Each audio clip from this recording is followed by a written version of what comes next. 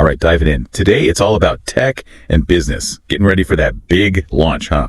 Well, you sent us a whole mountain of articles, so buckle up. We're going to sort through it all. You ready to break it down? Definitely. I mean, the tech world, it's like a constantly moving target, right? You got to understand how it impacts businesses, successes, failures. It's all connected. Totally. And right off the bat, this one's, they talk about, starting a tech company in Silicon Valley versus like a small village in India. Two completely different worlds. Exactly. And that highlights, the first key point. It's all about context. The resources you have, the infrastructure, the specific needs of your business. Imagine trying to launch some cutting-edge AI company in a place with barely any internet access. It's just not going to work. It really makes you wonder how many amazing ideas never even get a chance just because, well, the tech isn't there to support them yet. It happens all the time. That's why understanding this technological environment, what it actually means, it's so important. This article defines it as like the state of science and technology in a specific region, but it's a lot more than that. It's like, what's the vibe, right? Not just the gadgets themselves, but like how fast things are changing, the support systems, even just the overall attitude towards tech. Right. There's this economist, J.K. Galbraith, he kind of nails it. He says technology is the systematic application of scientific or organized knowledge to practical tasks. So it's not just the tools, but how we actually use knowledge to like solve problems, to get stuff done. It's the thinking behind it. Yeah, exactly. It's like having the latest smartphone is cool and all, but understanding how to code an app that actually helps people, that's where the real power of technology comes in. Okay, so context matters. But what are the specific things about this environment that businesses need to pay attention to? This article uses this phrase, macro or indirect action environment. What's that all about? It's kind of like the weather. Businesses can't actually control the technological environment. They can only adapt to it. It's this massive force out there that impacts everything, from how customers behave to the tools you even have available. Okay, that makes sense. And of course, no surprise, this environment's changing all the time. It's got to feel like trying to hit a moving target, right? Absolutely. Look at like smartphones. I mean, they're practically outdated before you even get used to them. Businesses, they've got to be able to see those shifts coming, not just react to them after the fact. So how do you do that? I mean, if it's this huge force you can't control, how can a business even keep up? That's where strategy comes in. And that's actually what we'll get into next, using this example of Barney from one of these articles, a magazine publisher trying to survive in the digital world. Yeah, Barney's story, it's like a textbook case. Adapt or die, right? Print media, that was his thing. But he saw it coming. E-readers, tablets, all that, totally changing the game. It's funny how this article talks about the difference between like technological products and processes. How does that fit into what Barney's going through? Oh, it's a huge difference. A product, that's like the actual thing, right? The e-reader itself. But the process, that's how it's done. In this case, it's digital publishing, a completely new way to create and share content. So Barney can't just keep printing paper magazines and hope for the best. He's got to go digital, not just with the magazine itself, but the whole like distribution, marketing, everything. Right. It's a complete overhaul. And it's not just about surviving either. It's opportunity. Think about it. A digital magazine, it can reach anyone in the world instantly. No more printing costs, no more shipping delays. Technology, it's amazing how it can level the playing field like that. Small publishers, suddenly they can compete with the big guys. It goes even deeper. It talks about the impact of technology on, society, the economy, the big picture. Yeah, it's like a ripple effect.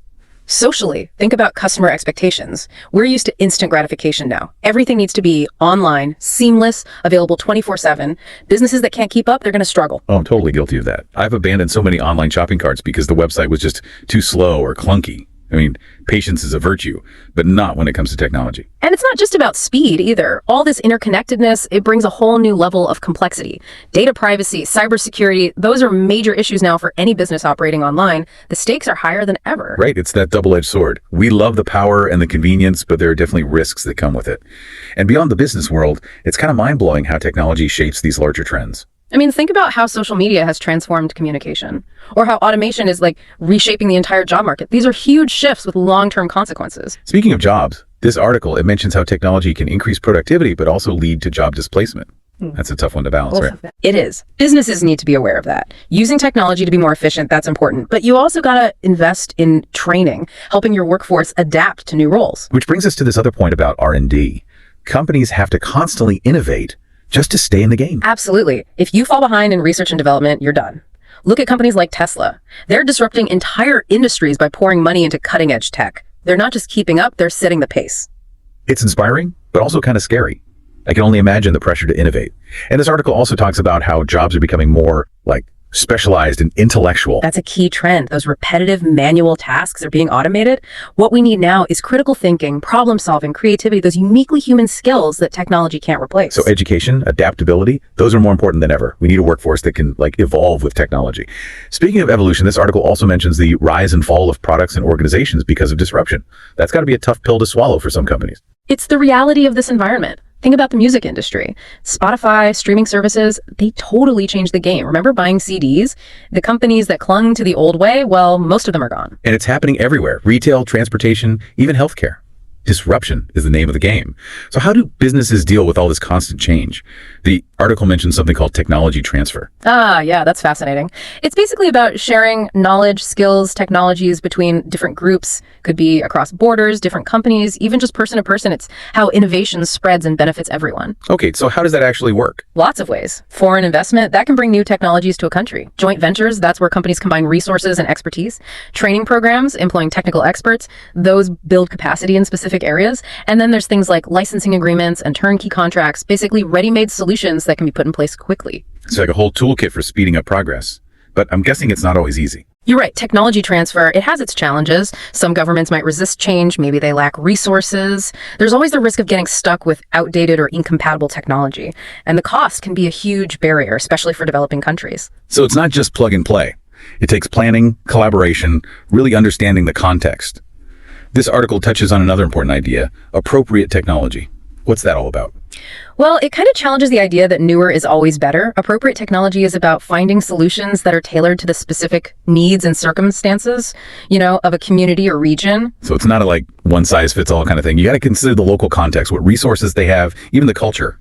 Find the tech that actually makes sense for that specific situation. Right. I mean, you could have some high-tech water filtration system, great for a big city, right? But try using that in a remote village with no electricity and no way to get spare parts. Sometimes the best solution is actually the simpler one, the more sustainable one. It really makes you think. Progress isn't always about the newest, fanciest gadget. It's about actually solving problems effectively and in a way that makes sense long term.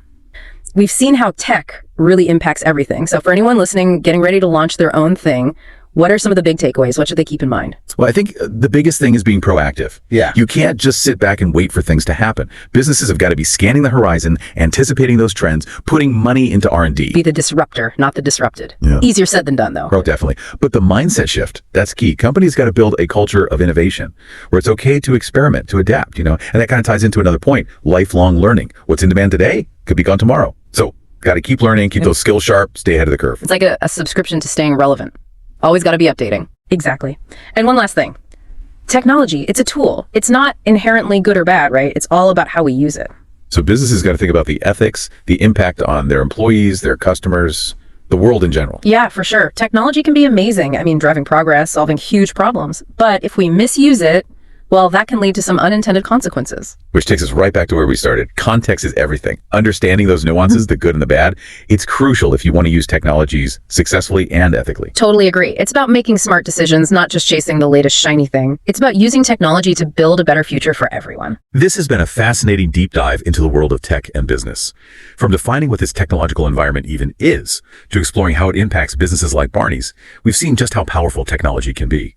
So for all you listeners out there getting ready to launch your own ventures, remember, this landscape is always changing. Stay flexible, stay curious, and keep learning. And as you navigate this exciting world, ask yourselves, how can you use technology not just to reach your own goals, but to make a real difference in the world around you?